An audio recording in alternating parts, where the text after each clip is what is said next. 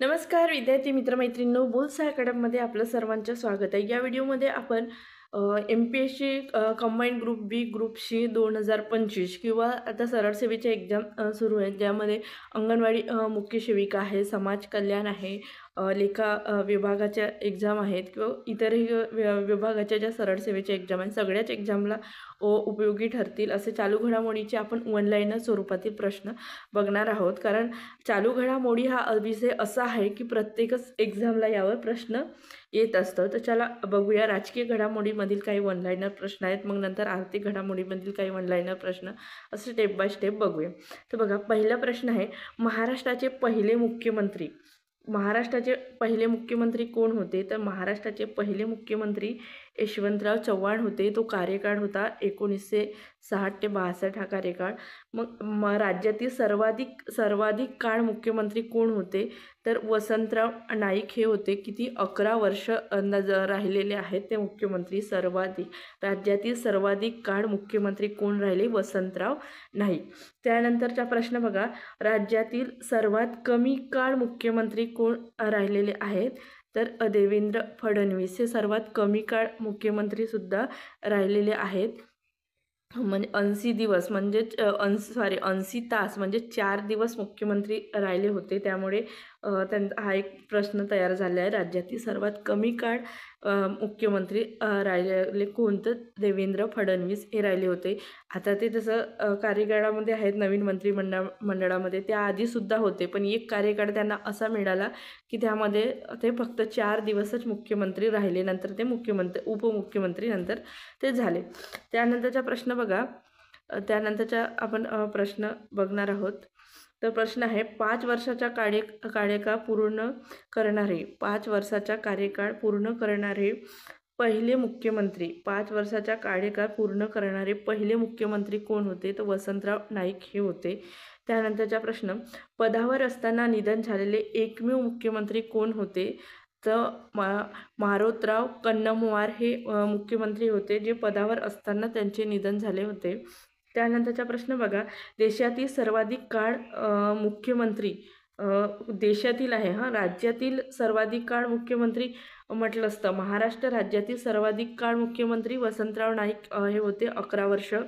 तर देशातील सर्वाधिक काळ मुख्यमंत्री कोण? तर पवन कुमार चांगलिंग हे सिक्कीमचे मुख्यमंत्री या सर्वाधिक काळ देशात सर्वात जास्त काळ मुख्यमंत्री राहिलेले आहेत। अंदाजे 24 वर्ष ते मुख्यमंत्री राहिले। त्यानंतरचा प्रश्न आहे, देशात सर्वात कमी काळ मुख्यमंत्री कोण राहिले? देशात सर्वात कमी काळ तर जगदंबिका पाल हे उत्तर प्रदेशचे सर्वात कमी काळ मुख्यमंत्री राहिले, त्यांना 3 दिवस मिळाले होते। त्यानंतरचा प्रश्न, देशातील पहिल्या महिला मुख्यमंत्री देशातील पहिल्या महिला मुख्यमंत्री कोण होत्या? तर सुचेता कृपलानी होत्या, उत्तर प्रदेशच्या। हा प्रश्न इतर एक्झामला सुद्धा येऊन गेलेला आहे, त्यामुळे अजून पुढे येणाऱ्या एक्झामला सुद्धा हा प्रश्न विचारला जाऊ शकतो। देशातील पहिल्या महिला मुख्यमंत्री कोण?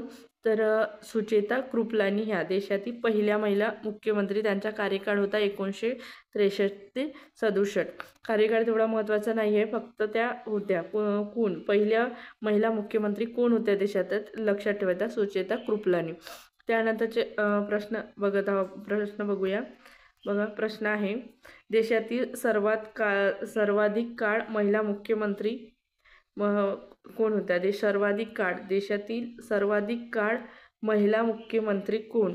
तर शीला दीक्षित ह्या देशातील सर्वाधिक काळ महिला मुख्यमंत्री राहिलेले आहेत, 15 वर्ष शीला दीक्षित, लक्षात ठेवायचं। त्यानंतरचा प्रश्न आहे, सध्या कार्यरत महिला मुख्यमंत्री कोण आहेत?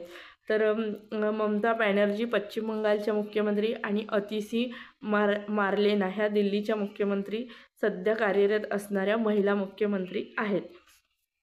तर बघा, तर 1947 पासून भारतात 17 महिला मुख्यमंत्री झालेल्या। 1947 पासून भारतामध्ये किती? 17 महिला मुख्यमंत्री झालेल्या आहेत। अशा पद्धतीने आपण हे प्रश्न बघितला आहेत। अजून पुढचे प्रश्न बघूया।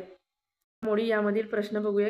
केंद्रीय मंत्री पियुष गोयल यांनी सौदी अरेबियात कोणत्या ठिकाणी एक जिल्हा एक उत्पादन वॉलचे उद्घाटन केले? तर रियाद ते कोणते आहे उत्पादन? तर रियाद या ठिकाणी आहे. केंद्रीय मंत्री पियुष गोयल यांनी सौदी अरेबियामध्ये कोणत्या ठिकाणी एक जिल्हा एक उत्पादन वॉलचे उद्घाटन केले? तर ते ठिकाण कोणते आहे? तर रियाद हे ठिकाण आहे.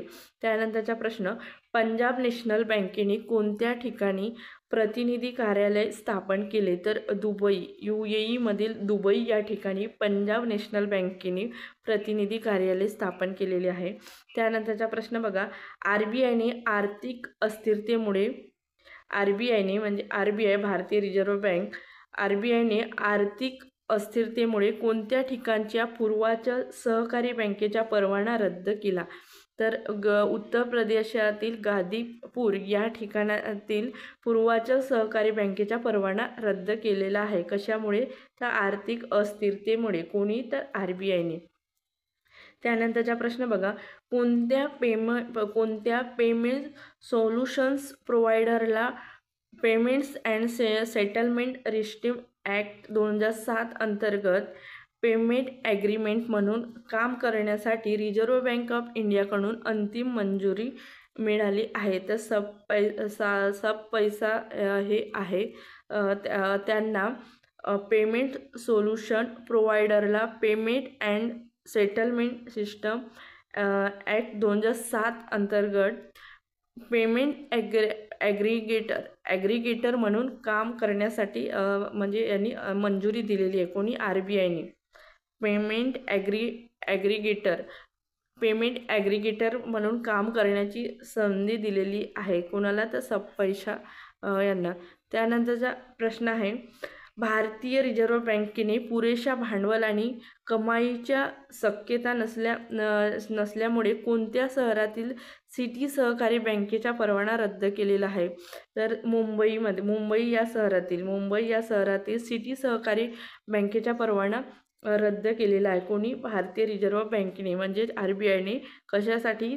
तर भांडवल व कमाईची शक्यता नसल्यामुळे. त्यानंतरचा प्रश्न बघा, आशियाई विकास बँकेने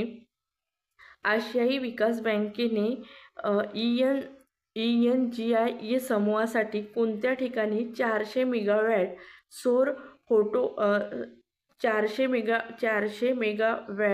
सौर फोटोव्होल्टेइक ऊर्जा प्रकल्प बांधण्यासाठी 1460 कोटी रुपयाच्या कर्जाची व्यवस्था केलेली आहे? तर ते गुजरातमधील सुरेंद्रनगर या ठिकाणी सुरू होणार आहे. कोणी मदत केली? आशियाई विकास बँकेने. कोणाला? तर हे ENGIE या समूहाला किती? 400 मेगावॅट सौर फोटोव्होल्टेइक ऊर्जा प्रकल्प बांधण्यासाठी 1460 कोटी रुपये कर्जाची व्यवस्था केलेली आहे आशियाई विकास बँकेने. गुजरातमधील सुरेंद्रनगर या ठिकाणी हे प्रकल्प बांधण्यात येणार आहे. त्यानंतरचा प्रश्न बघा, युनिफाईड पेमेंट्स इंटरफेस सुविधा राबविणाऱ्या NPCI इंटरनॅशनल पेमेंट लिमिटेडने कोणत्या देशातील नेटवर्क इंटरनॅशनल सोबत भागीदारी केली? तर UAE सोबत केलेली आहे.